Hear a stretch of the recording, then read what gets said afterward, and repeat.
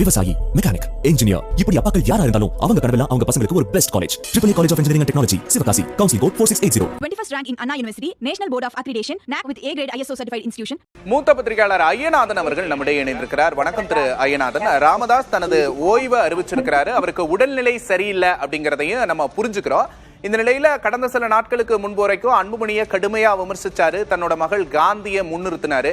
இப்போ இந்த முடிவை அறிவிச்சிருக்கிறாரு. இதன் மூலமா அவர் கிவ் அப் பண்ணிட்டாரு அப்படின்னு புரிஞ்சுக்கலாமா? ஆமா நிச்சயமா. இப்போ கடந்த தேர்தலில் வந்துட்டு பாத்தீங்கன்னா அப்படின்னம்னா அவர் சார்பா அவரு சசிகலா நடராஜன் இவங்க எல்லாம் சேர்ந்து ஒரு கூட்டணி அமைச்சாங்க. அந்த கூட்டணி எங்க இருக்குது அப்படின்றது தெரியல. ரெண்டாவது அன்புமணி ராமதாஸ் வந்துட்டு இந்த அதிமுக பாஜக கூட்டணி பேசியிருக்கிறாரு.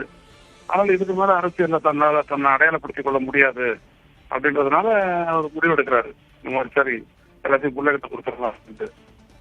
என்ன ஒரு பெரிய ஒரு வருத்தமான ஒரு விஷயம் என்னன்னா, பெரிய ஒரு சமூக கட்சியை வந்துட்டு தன்னுடைய சொந்த சொத்து மாதிரி வச்சுக்கிட்டு பிள்ளைகிட்ட கொடுத்து பிள்ளைய தலைவனாக்கி அதன் மூலமா அந்த கட்சியினுடைய அந்த நன்மையான அந்த நோக்கத்தை எல்லாம் விட்டுட்டு ஒரு அரசியல் பண்ணாங்க. அதுல வந்துட்டு அவங்களுக்குள்ள ஒரு தகராறு எல்லாம் பிரிவினை எல்லாம் வந்து கடைசியில் அதுக்கு வந்துட்டு தொண்டர்களை எல்லாம் பலியாக்கி கடைசியில கட்சி பிரிஞ்சு இறுதியா இப்ப வந்துட்டு இல்லைங்களா, இப்ப அன்புமணி ராமதாஸ் தலைமையில தான் எல்லாம் இயங்கும் அப்படின்னு சொல்றாரு, நான் விளைக்கிறேன் அப்படின்ட்டு.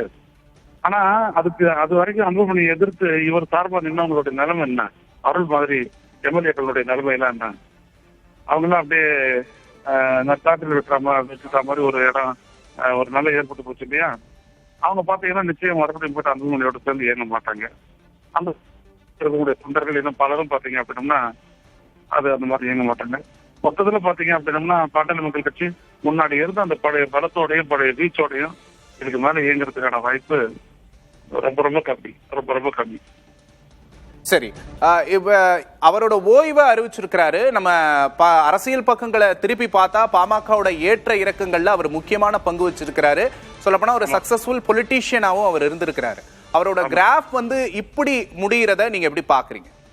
அதுதான் சொல்ல வரேன். ஒரு அரசியல் கட்சியில எப்பொழுதுமேங்க அதை வந்துட்டு ஒரு குடும்ப சொத்தை ஆக்குனாங்க அப்படின்னா அதுல வர வேணதான் அது.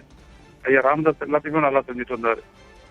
அவரால் இந்திய ஒன்றிய அமைச்சரா பொறுப்பேற்றவங்க எல்லாருமே அவரால் தமிழ்நாட்டை பலன் பெற்றது, மறக்கவே முடியாது. ஆனா கடைசியில் அந்த பிள்ளையை தூக்கி எடுத்துட்டு போட்டு தலைவராக்கி, முதல்ல இளைஞரணி தலைவராக்கி, அதுக்கப்புறம் செயல் தலைவராக்கி, அப்புறம் தலைவராக்கி, அவர் தான் முதல்வராக்க போறோம் அப்படின்னு சொல்லிட்டு அவர் எடுத்த பல்வேறுபட்ட முடிவுகள் வந்துட்டு பாத்தீங்க அப்படின்னா அந்த மக்கள்கிட்ட இருந்துட்டே வந்துட்டு அவங்களுடைய அரசியல் அந்நியப்படுத்துச்சு. போத குறைக்கு இவங்க சமூக நீதி பேசிக்கிட்டு பாஜகவோட கூட்டணி வச்சுக்கிட்டு நின்னது எல்லாமே கடைசியில் தேர்தல் நேரத்துல வந்துட்டு எந்த பக்கம் வேணாலும் போகக்கூடிய முடிவு எடுக்கிறது.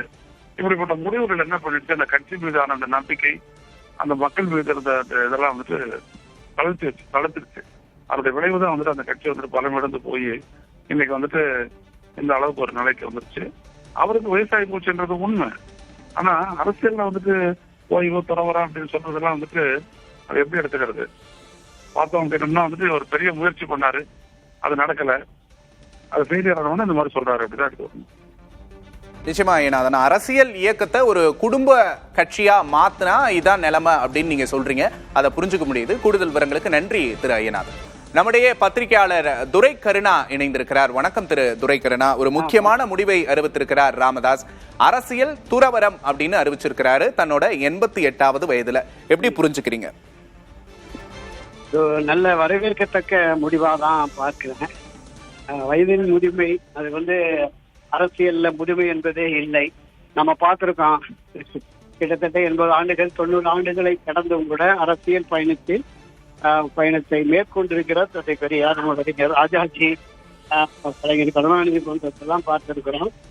ஆனால் திரு ராமதாஸ் அவர்கள் இடையிலே ஏற்பட்ட அப்பா மகன் மோதல், அதன் மூலமாக ஒரு மனச்சோர்வு ஏற்பட்டிருந்தது நம்ம பார்த்தோம். மீண்டும் இணைந்ததற்கு பிறகு இனி தீவிர அரசியல் வேண்டாம், மகனே பார்த்து கொள்ளட்டும் என்கிற கருத்தின் அடிப்படையில் இந்த முடிவை எடுத்திருக்கிறாரே. அவருடைய ஆலோசனையின் அடிப்படையில் நிச்சயமாக அவர்கள் பாட்டாளி மக்கள் கட்சியை அன்புமணி வழி நடத்துவார். அதற்கு ராமதாசுடைய ஒத்துழைப்பு நிச்சயமா ஆலோசனை இருக்கும்.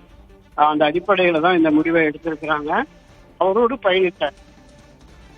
இடைக்காலத்தில் ராமதாஸ் அவர்களோடு பயணித்த வெளிப்பாட்டை எடுத்த அனைவரையும், குறிப்பாக ஜி.கே. மணி அருள் உள்ளிட்ட அனைவரையும் இணைத்து இந்த பாட்டாளி மக்கள் கட்சியை கொண்டு செலுத்தினால் அது இந்த தமிழக அரசியல்ல அவர்களுக்கான ஒரு இடத்தை, பாமகவுடைய சிறப்புலத்தை தக்க வைத்துக் கொள்ள முடியும் என்பதுதான் என்னுடைய பார்வை. சோதா, அனைவரையும் இணைத்து செயல்படணும், ராமதாஸ் பின்னாடி போனவங்களை இணைத்து அன்புமணி செயல்படணும் அப்படின்னு சொல்றீங்க.